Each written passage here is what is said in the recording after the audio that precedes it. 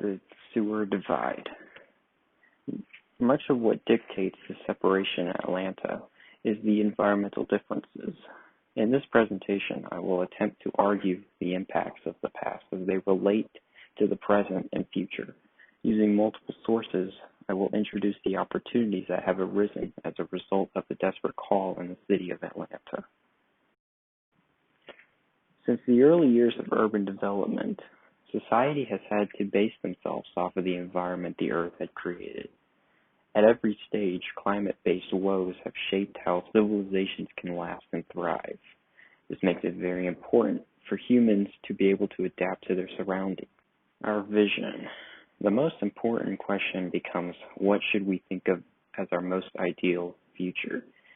Is our future attainable and realistic, or a mere figment of imagination? In order for specific groups to work, there must be an idea that can change our current situation and form a new one for survival. Adaptation. Adaptation is important and is the ability of oneself to become accustomed to a change in their surroundings.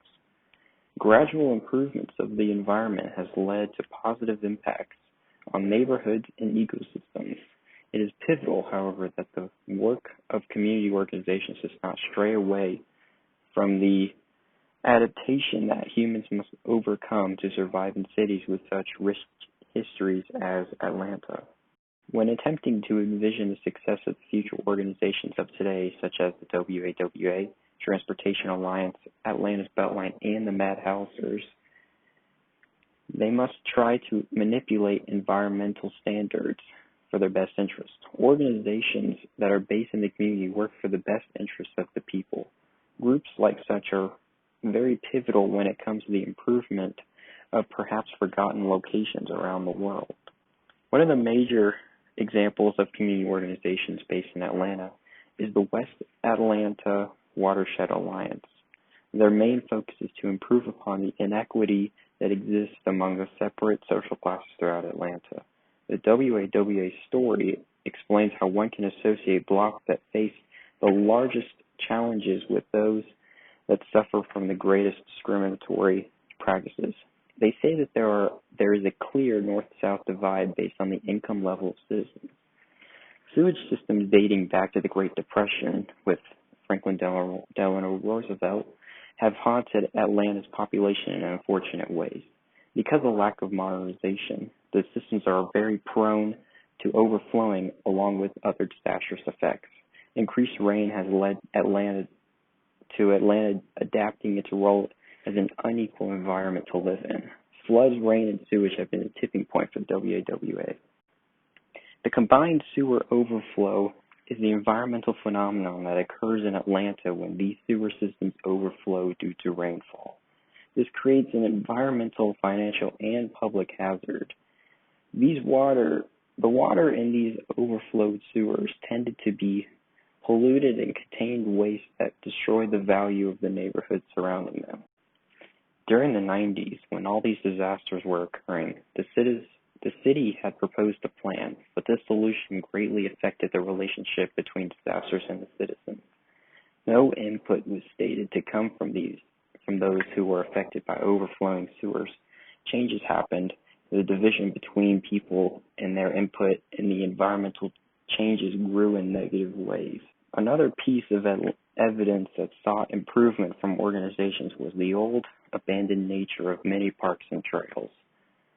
Though this rough scenery added to the unattractiveness of Atlanta during times of rapid development, the lack of nature and tourism took an effect on the vision for Atlanta's future. Coined by Georgia Tech graduate Ryan Gravel, abandoned parks, railroads, and trails became a thing of the past for Atlanta. This organization envisioned a potential future to be made through the reconstruction of railroads and the building of more useful parks. As a result of the visions of community leaders and innovators, revitalization of Atlanta became a reality. From that point on, neighborhoods and ecosystems became much more desirable, and the citizens capitalized on this. Additionally, these parks began to equalize the citizens living inside and outside. of Atlanta. From the looks of it, there was a resurgence in the balance of equity. Rodney Cook Senior Park and Katherine Johnson Memorial Park, for example, emphasized improvements on the previous issues. Both, importantly, were constructed to contain overflowed water or any excess runoff. Developed by the WAWA, these parks help to increase the value of neighborhoods directly affected, as well as intensify the bond between environment and community. It is reasonable to compare the interests of many organizations with that of Henry David Thoreau. As a transcendentalist, Thoreau recognized the power in human relationships. The belief is that the society can be strong enough based on self-sufficiency and their intuition upon nature. Henry David Thoreau, in his book Familiar Letters, asked, "What's the use of a house if you haven't got a tolerable planet to put it on?" The emphasis is put on the reforming of the environment if one ever seeks to build society. From the ground up, the vision for the future should be on the creation of a tolerable environment, similar to the focus of community organizations. The relationship between the environment and the community is a goal of many of the organizations throughout Atlanta, whether it is tackling the issues of transportation or the issues of racial discrimination, differences in the surrounding shapes, the futures of different groups of people. Social media can be best utilized as a platform to elevate visions for the future and make them become realities. It is a method to bring awareness to a subject that is more physical than mental. Because of the power of social networks, many community groups are greatly benefiting from the sharing of their message. WAWA's use of a website to tell their story encapsulates much of their goal in an emotional aspect. Our future consists of positive awareness to areas that are ignored, but also negative awareness of controversial topics. These community groups are succeeding in working diligently to conquer the goal of creating equity among citizens in Atlanta. Our current trajectory leads us to believe that environmental issues will be solved, but that is at the cost and potential loss of any neighborhoods who are unaffected by these changes. Many organizations already have. We, as a new generation, must find more ways to envision an even brighter future. Following the steps taken by the WAWA, we must identify the underlying issues, identify the areas in greater need, and find a solution that changes the future. Because the visions of community partners are about the great revitalization of Atlanta, the future is shaping out to be more positive than negative.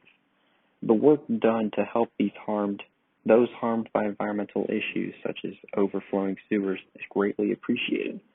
Ultimately, using the voices of the community to shape our future has proven to be more beneficial than relying on the status quo.